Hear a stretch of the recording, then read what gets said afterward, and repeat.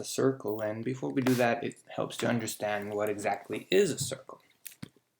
So a circle is a set of points that are the same distance or equidistant to a center or starting point.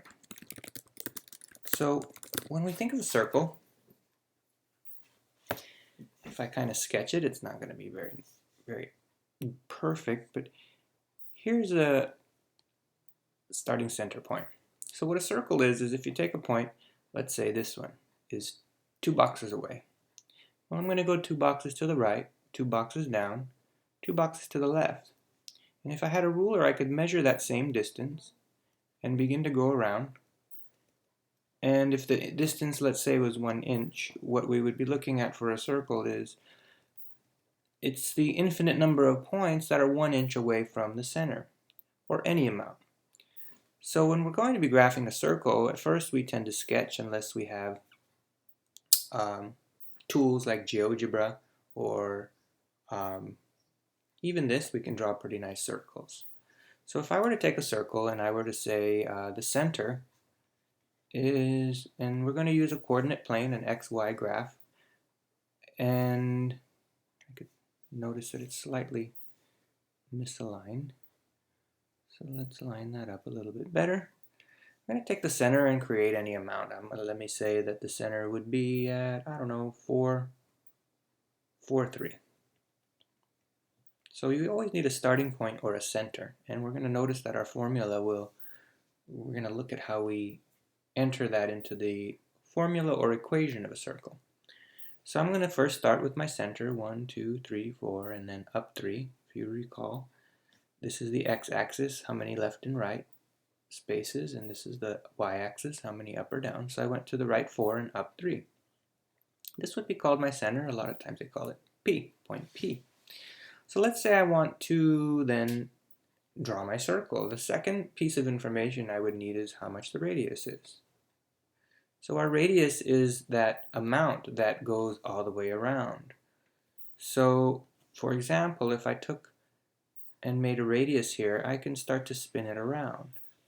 And that equal distance, assuming that the line stays the same distance, will create a circle as we rotate it. So, you know, the way we could draw a circle without a compass in the old days was to get a stick. You can take a string or a vine and another stick. You can put it into the sand on one side, or in the beach, or in the ground, and you can begin to trace the circle because the line will keep it a fixed distance or the same equal distance all the way around. So I'm going to choose a radius of 3. So what that would mean is I'm going all the way around, like in this one, 3 spaces or units, whatever unit amount you're using. So as we noticed before, we can go up 3 spaces, we can go down 3 spaces, we can go to the right 3 spaces, and we can go to the left 3 spaces. So our circle would be in here, and so if we start to sketch it, we just kind of, and it's obviously freehand, it's very difficult. So the invention of a compass was the starting point of all inventions, all design and all shapes and replicating shapes. So if I were to use a circle drawing tool, I can take this and try to position it from here to here. So I know that's how far down it's going to go, but we'll see how difficult it is to position it. So let me try to grab that and put it right here. So it's a tiny bit off, but you can see generally what we drew was a circle with a radius of 3. So what that means is, in all intents and purposes, is we're going 3 up, 3 to the right, 3 down, 3 to the left, 3 in every direction. So that's what a circle technically is. It's a fixed point and another group of points that are the same distance around. So again, these two things are going to be important when we're going to write equations and use the equations to graph a circle.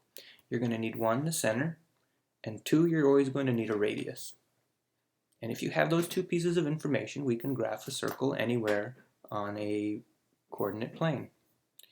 So let's go over here and talk about the equation. The equation of a circle is the following. You will take x minus h squared plus y minus k squared equals r squared. So let's try to unpack this a bit. You notice the negative signs here. So one thing I try to tell my students is that the negative is also referred to as opposite, right? Isn't the opposite of positive 5 negative 5? And the positive opposite of negative 8 is positive 8. So whatever number's in here, we're going to take the opposite sign. So that's going to be important. And that will give us our center point. So our center is going to be HK. Notice not negative h negative k, which is exactly here written. It's saying whatever the number is, let's take the opposite sign for both. Then we want to get our radius. Our radius is, again, the distance from the center to the edge of the circle. But you notice here we have r squared. So in using r squared, we're going to have to do the opposite of r squared to make it balance. So the opposite of a squared number, x squared, is square root. And that's how we square root of x squared becomes x. So to get r squared to become r, we're going to square root it. So the radius is going to be just r, or if we look at the number, square root of r squared. So let's take this information and try to unpack an equation of a circle, and we can see if we can graph it. And in another video, we'll be looking at graphs of a circle, and we'll take the information and plug it into here and create the equation. We'll take the center and put it in, and we'll take the radius and put it in. In fact, we could do that right now. It wouldn't be too difficult as a preview, but then we'll go back to looking at some actual equations of the circle. So if I take an equation, it might look like this. Let me take a thinner marker. You might have x minus 2 squared, y minus, or let's do plus, y plus 3 squared equals 9. So the first thing we want to do is we want to take our center and find out where to put that point. So I'm going to take the x value and find it next to the x.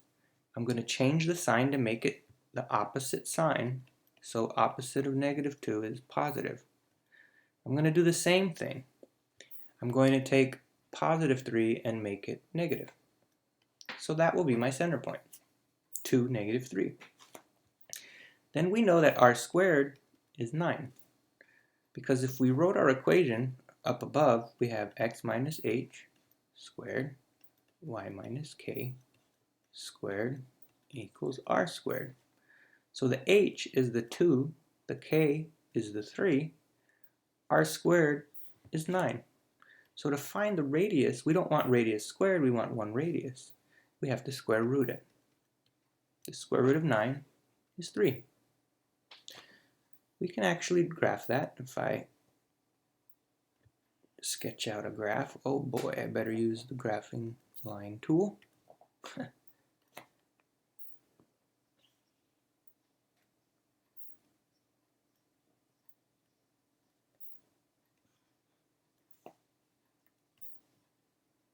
And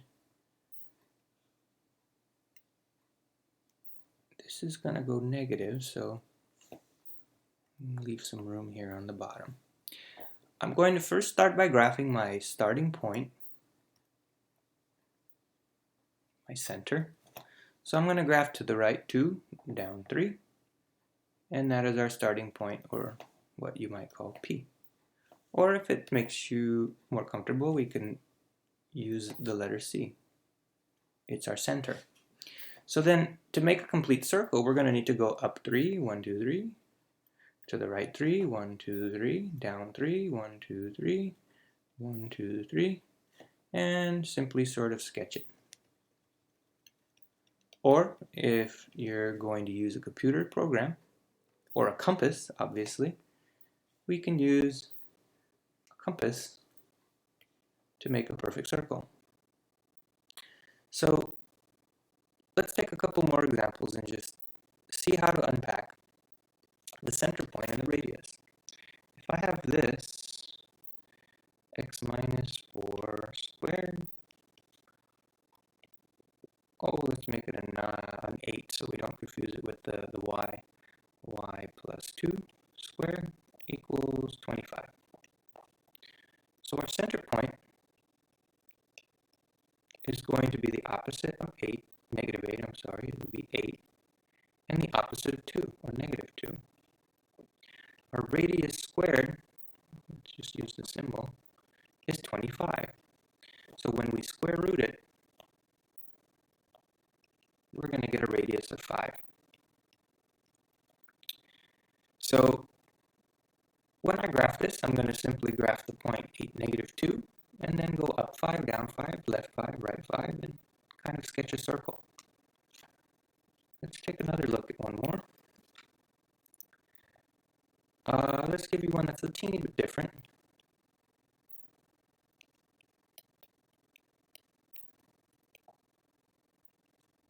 Now, if the radius here is not a whole number, or it's not a perfect square, we can, oh boy, if the radius is not a perfect square, we can